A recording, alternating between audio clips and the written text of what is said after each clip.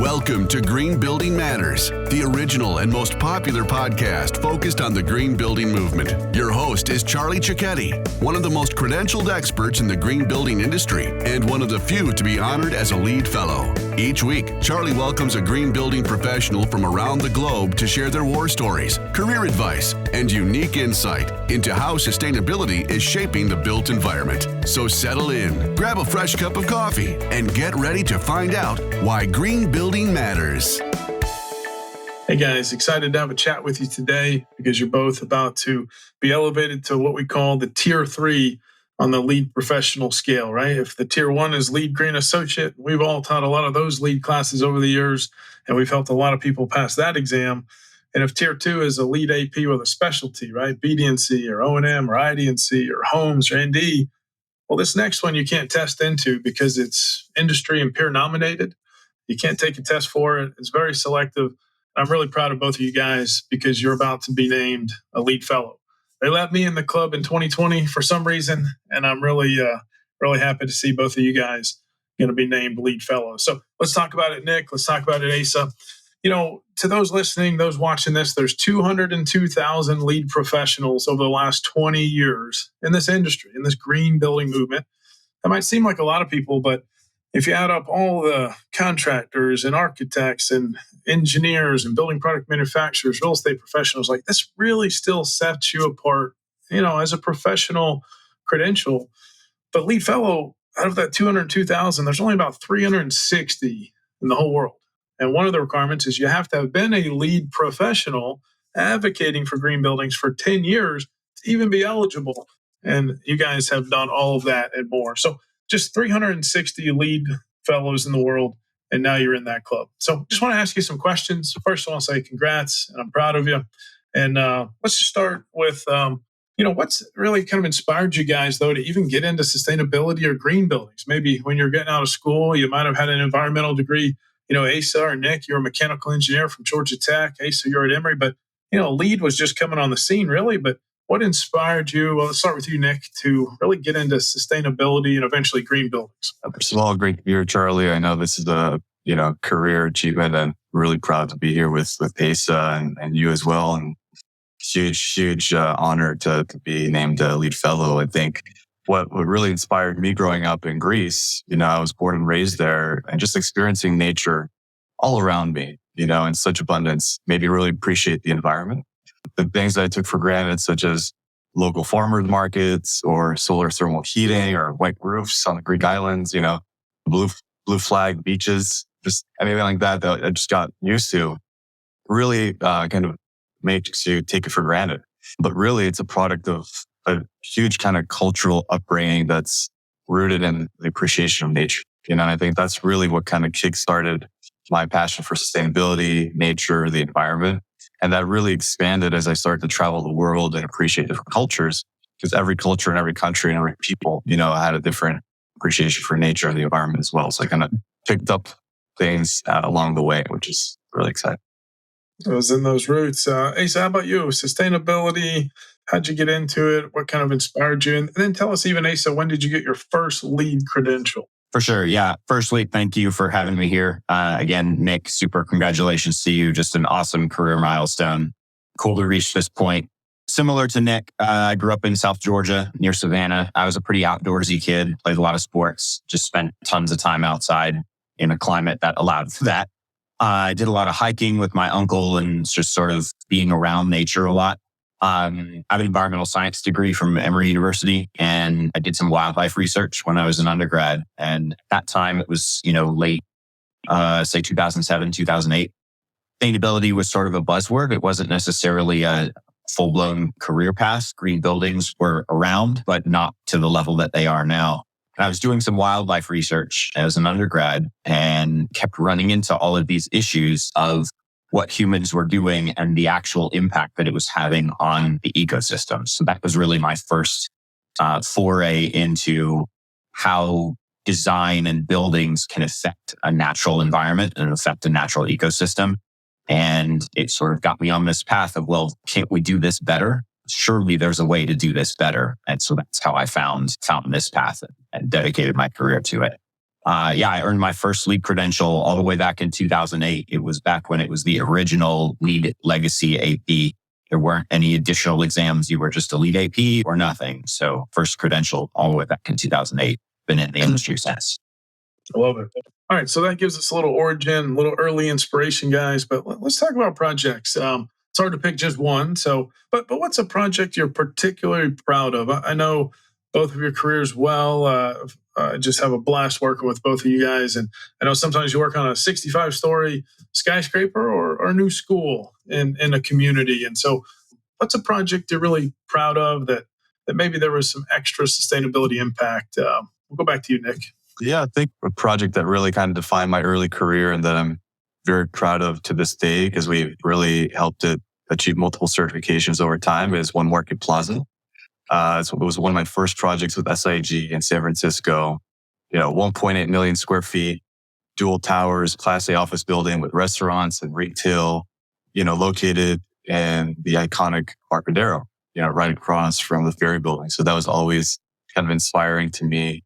Growing up in Greece, being in San Francisco in a beautiful environment, I really spent over 60 hours, if I recall, on site doing full retro commissioning, very complex systems, chill water plants, more than 30 air handlers all across the towers, full testing of each piece of equipment, and then also going through a full ASHRAE Level 2 energy audit, did a complete, critical zone walkthrough for IQP1 and all the LEED documentation that comes with a LEED certification. So we were able to recertify the building through the LEED O+M rating system, Platinum, which is really exciting in 2016. And we had upgraded from Gold from the initial certification. And then having worked with just the exceptional property management team there and facility operations team, we were able to continue to work with them throughout the years, all the way up to just last year, where we recertified again Platinum, but now through the V4.1 rating system. So that was really exciting. One of the, projects I would say I'm the most proud of. And it's one of the projects that we've maintained over time and really had a big impact on the local community working on those certifications. So I think just some fun facts. I think it's the largest LEED O+M Platinum building in San Francisco and one of the top 15 in the world just by size. So really, really proud of that project and the team that I work. Love that project. All right, that's a great one there. Asa, how about you? What's a project that you're real proud of? I know you've worked on a lot of them, and where it maybe had that extra sustainability impact. Sure. Yeah. So, having led LEED certification efforts for probably 220 projects and 70 million square feet, there's no way I'm going to be able to pick just one. So I have three, and I'll go quickly. So my favorite one probably is the New Orleans Jazz Market. It's the home of the New Orleans Jazz Orchestra in Center City in New Orleans. Just from a sustainability perspective and history, the site goes all the way back to 1848. It was an outdoor meat market. And the site took a number of different forms over many years. And the current state of the project, we worked on this project in around 2015. It was a former dollar store sort of cinder block building. That's the site that they found it in as part of this project. And it was renovated, major renovation, turned into now the home of the New Orleans Jazz Orchestra. Just a really cool revitalization project in an area in New Orleans that had come through some hard times post Hurricane Katrina. So really helped to revitalize that neighborhood, take on the core sort of vibe of the city of New Orleans. It's known as the City of Jazz, also a LEED Gold certified building. And so really implemented a lot of sustainability metrics, including a lot of reused and salvaged material inside the actual concert hall. So just a really cool project and one that I go back to a lot and think about a lot. Also just a beautiful place to see a concert. And another one would be the Georgia World Congress Center in Atlanta. That's the site of Greenbuild 2019. We've done 3 different LEED certifications there, including the very original one, which I think was 24. At the time when it was certified initially, it initially achieved LEED Silver through the O+M rating system. It's now a LEED Gold building through its second recertification. But at the time that it was certified, its initial certification, it was the largest LEED certified building that year. And at the time was the 14th largest LEED certified building ever, 3.92 million square feet. So just really cool to be able to apply LEED to, a small project like the New Orleans Jazz Market, 15,000 square feet. all the way up to, an almost 4 million square foot convention center. And I would also be remiss if I didn't mention a third project. We've also certified Target Field, which is the home of the Minnesota Twins baseball team. As a big baseball fan, it was sort of another career milestone to be able to work at a Major League Baseball stadium and apply some of these metrics and sustainability practices to a facility like that. I love it. For those listening or watching, you really can apply a program like LEED, where I've made a career, Nick and Asa have made careers, green buildings, but especially LEED, to a lot of different building types. So don't think you can't do it. Don't take no for an answer. You'll find a way. So let's shift gears. Both of you now are also in a business development role. While you still get to work on some projects, you get to problem solve and guide and influence ESG strategy, also engaging with clients. So if we take a look at, just client engagement, what are some of the misconceptions that are still out there, maybe when it comes to LEED or a sustainable building? Maybe Nick, we'll start with you and you can hand off to Asa. Just what are some of the misconceptions that are still out there? A key misconception, I would say, is that there's only one path to sustainability, right? And every building is different, and you must understand its history and unique characteristics to really address potential path toward decarbonization. So like understanding the financial impacts, the life cycle of equipment and materials, but also just the intangible experience that occupants are having in the building is equally important, right? So I think these are the concepts that carry over into development of new assets as well. And as with anything, you are limited by your local resources, the function of the building that's intended for that specific industry. So although there are some really exciting concepts that we're talking about now and really promoting like regenerative design as being an ideal outlook, not every existing building has that potential because they might be in a urban environment. They might be in a major city like New York, and there isn't that opportunity to take advantage of a lot of those features. So it is our job, as sustainability consultants to do that work with our clients and find the best outcome for their specific challenge. So I would say when there's a will, there's a way, I guess. Asa, how about you? What are you still seeing out there in the marketplace? Some additional misconceptions? Yeah, I have an interesting take on this. I've done some work over the last probably 2 years now with a committee of folks as part of the USGBC West North Central region. That's sort of the upper Midwest. We have a LEED advancement committee, and we've specifically been looking at common misconceptions around LEED. We've done a video series. There's actually a YouTube series, video series on YouTube on the USGBC West North Central channel. We've even done a couple of panel presentations on this. So we've been tackling a lot of these myths and misconceptions, sort of debunking a lot of these myths over the last several years. Things like, how a lot of people think LEED is design driven, or maybe it's too rigid, or it's only a coastal thing. It only shows up in New York and San Francisco. LEED takes too much time, or we've even debunked the one about how a lot of people think LEED is only about earning a point for bike racks. That's an old misconception that's been around a long time. I particularly like the misconception that LEED costs too much.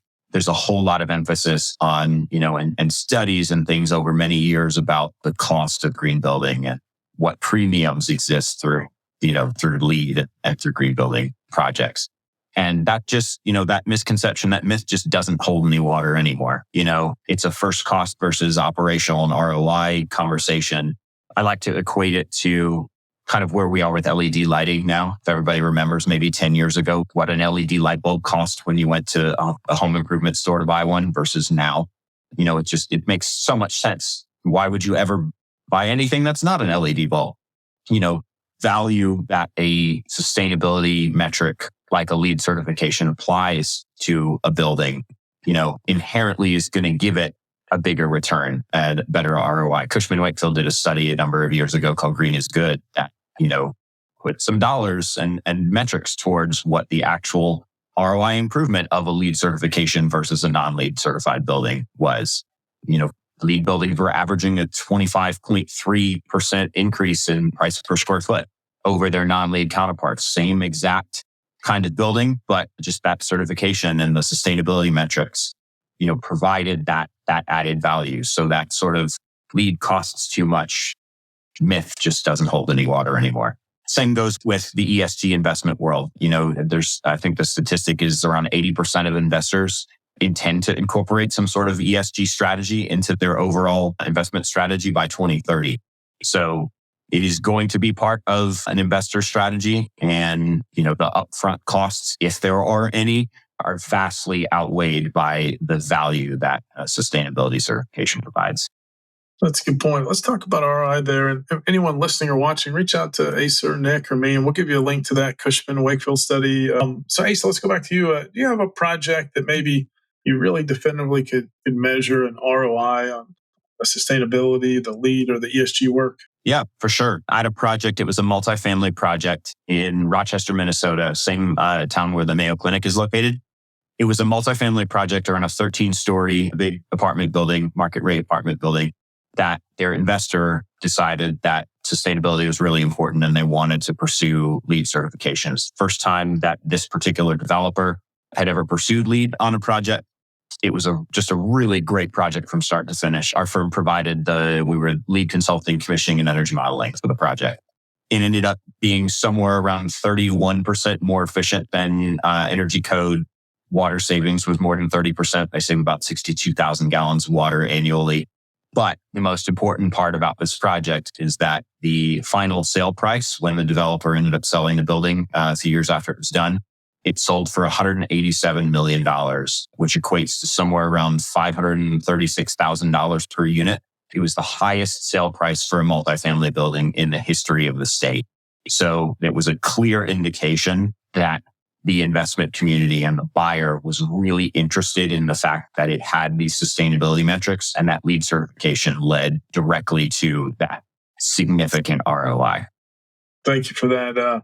Just a few more things here, guys. We just want to take a peek into your now LEED fellow careers, but also just share some of your best practices. So, Nick, let's talk innovation. I know this is something you really enjoy reading up on and just also thinking about the future. But how about some current innovation? Like, what are you seeing out there in the marketplace? Yeah, I think, a lot might say today that, it's artificial intelligence, right? Everyone's talking about AI, but I think when you talk about our industry and just prop tech in general, it really lags the overall technology advancement worldwide. So there's a lot of things that are happening bleeding edge across the board that might not be applicable today to what we do. So I would say, the cutting edge for the built environment is really kind of augmented. And those are some two technologies that you can really apply to a variety of functions, right? Facility management, training, preventive maintenance, ongoing commissioning, site visits and the like. So I think that's really going to be the emerging technology and the emerging trend, I would say, that everyone should be looking into and trying to apply in their business. And that really starts the conversation around, digital twins, right? Everyone has a different definition for that term. It has a wide spectrum, but really the concept of digitizing a building design at every phase of a project, from schematic design all the way through operations, is really what's changing the industry. So I would say we can now, whether project teams are doing it or not, but we can now design buildings and develop virtual twins that can be then used later to operate those same buildings after construction. And that's really exciting to me. That's part of the reason, Charlie, we co-founded Atos 2 years ago. And I think something that the world is really kind of ready for. It's how we're leveraging technology to kind of advance I would say, efficiency of how we do things. So really excited about that. Yeah, thanks for that peek. I'm a fan too of technology. I think it will help solve the carbon side of things and our climate issue. We got a lot of work to do, a lot of new construction buildings to try to get not just silver, but up towards platinum or net zero or maybe living building, right? Regenerative design. But retrofits, we've been able to travel a little bit internationally with some of the work we do. And I'm excited to see that there's also, even in developing countries, mandates for greening of existing building stock too. So a lot of work to do, but I think technology will help. So let's talk about the industry, guys. Real quick, where have you seen it evolve since you've really made your green building careers? And then how about one more peek looking ahead? Hey, what's something you're excited about? You definitely think's coming at us in the future of the green building movement. We'll go Asa, then Nick. Asa, how have you seen it evolve since you've been involved in the green building movement? And what's something you're excited about? When I joined the industry, sustainability really was just a buzzword. It wasn't, the career path of green buildings really wasn't there yet. There were LEED projects and the industry was moving in that direction, but hadn't really taken the same sort of market hold that it has now. So it's been really interesting to see it grow like that. I joined this industry when LEED was in like version 2.0. So I've seen it go from 2.0 to 2.1 to 2.2 to version 3 in 2009, then version 4. And now we're concurrently running version 4 and version 4.1 with LEED version 5 being released in beta form at Greenville next week. So it's been, 4 or 5 different versions of LEED now. So just really fascinating to see the LEED specifically just grow and evolve and what's important in the evolution of the program. I think we're seeing a lot of renewed focus on health and wellness with certainly third-party certifications around health and wellness, like a WELL or a FitWell certification. But especially post-pandemic, everyone is really understanding that there is value in having good air quality and proper ventilation and cleanliness, cleaning and sanitization, and buildings not just being designed and built and operated to be better for the environment, but the old statistic of people spend 90% of their time indoors. Buildings really do need to support human health and wellness and prosperity. And so seeing sort of a combination of both environmental performance and human performance, and seeing those two sort of concurrent pathways start to mesh a little bit more because there is so much crossover. I think what we're going to see, and we're starting to see this now, and sort of the peak maybe in the next, say, 3 to 5 years, is again, the furthering of a lot of these ESG goals. Again, I mentioned a minute ago, 80% of investors are, intending to incorporate ESG into their investment strategy. So we're really start seeing these ESG goals propagate, and we'll start to see this in sustainability programs and certification programs. We're also going to see it, I think, show up. One of the maybe teasers would be we're going to start seeing sustainability be incorporated into projects or building types that maybe wouldn't have considered it before, or it wasn't normally part of that particular industry. One we've seen just in the last, maybe 18 to 24 months is industrial projects. We're seeing a lot of influx into sustainability metrics for industrial projects, and certainly multifamily as well. A lot of industrial, a lot of multifamily projects. Nick, how about you? Where have you seen the industry evolve since you've been in it? And then I'll look ahead. What's something else you're excited about in the future? Yeah, I think, in terms of how has the field of sustainability evolved over the years, right? I would say, early on, there was a big emphasis on building efficiency, right? And materials. I think that emphasis has shifted, with the primary focus really being in kind of finding the harmony, I would say, between the built environment and human health, right? The pandemic really reinforced that concept and really bringing forward the importance of indoor air quality and the human experience in a building, right? So I really do believe that technology will have a major impact on how we track that, how we improve buildings in the long term, and how we visualize buildings, like I mentioned before. But, personal insight that I want to share today is, we really need to kind of go back to our roots, I would say, right? We really need to focus on our local communities. A lot of what we do is try to get buy-in for why it's so important to care for the environment, care about the climate crisis, all these things. So I think, when you kind of have a introspective and look at the community around you, everyone, we have to focus on the commonalities. What do we have in common?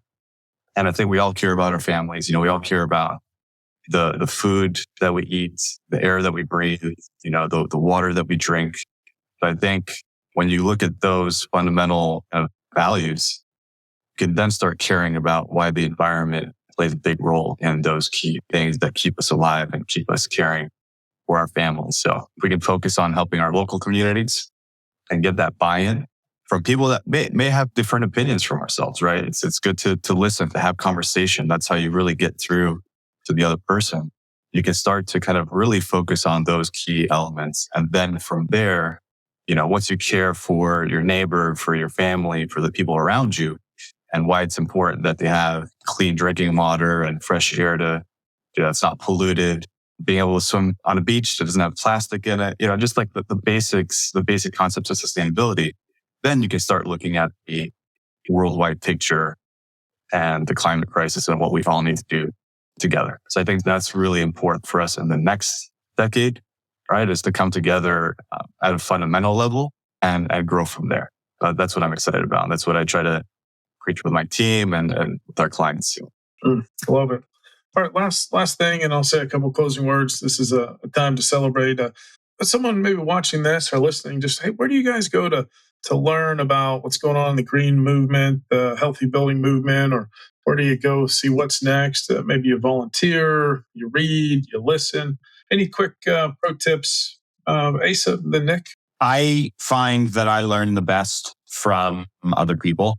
Maybe a little bit less so sort of, reading articles online and watching the news and things like that. And I really enjoy getting out and meeting people and specifically speaking with experts on particular topics. I feel like I have maybe the lead expertise. That's sort of what I've dedicated my career towards. But, there are other things tangentially around the sort of green building movement and sustainability movement in general that, I know what I don't know. And so I really enjoy learning from others who are specifically dedicating their careers in a specific area of expertise, panel conversations at conferences, meeting folks at networking events. I find that I actually learn quite a bit and get a lot of data and a lot of information from just meeting people and having casual conversations in networking scenarios. So yeah, I tend to learn best from people in person. Love it. I know you do a lot there with your local USGBC chapter, lots of conferences, some you speak at, some you attend and network and learn. I love that, Asa. How about you, Nick? Any tips here? Yeah, for me, it's very important to network and stay connected with people, right? And I think the best way I've found to do that, and I've been fortunate to be able to do that, is through travel. Traveling around the world, different conferences. I know Charlie and I were at GBCI Circle earlier this year in Barcelona, which was an exceptional conference, kind of the green build of Europe, you might say, and leaders from different industries and from different companies, and seeing what new ideas and technologies are out there. That's straight to the source. And I would say, obviously, I think I've missed only a handful of green builds since starting my career in sustainability, but green build is an excellent way to, go to the expos and really engage with a lot of these companies that are out there talking about products and technologies. Another thing that I try to do, it's like, where do you get your news from? I think I try to kind of source independent news from online and different areas. And that helps me really not only stay up to date about sustainability, but just around geopolitics. What's happening around the world that might affect our industry? What are the different areas that, we need to be mindful of and share with our clients as they come about. I think whether it's EU policy, right, like taxonomy, or the Inflation Reduction Act, just knowing what we need to kind of stay ahead of to inform our clients and really, help contribute back. Yeah, that was some good paella in Rioja. So we'll all have to go back there. So as we wrap up this impromptu interview and celebration, just a few notes.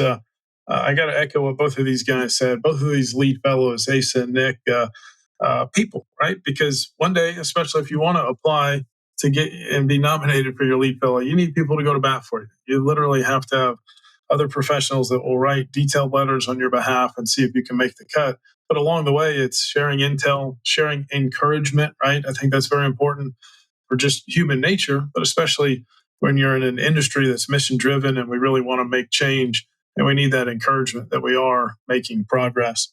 To those listening, lead fellow, if you want to look into that, we can put a link here in the notes, but essentially you have to have first been a lead professional, a lead AP with specialty for 10 years.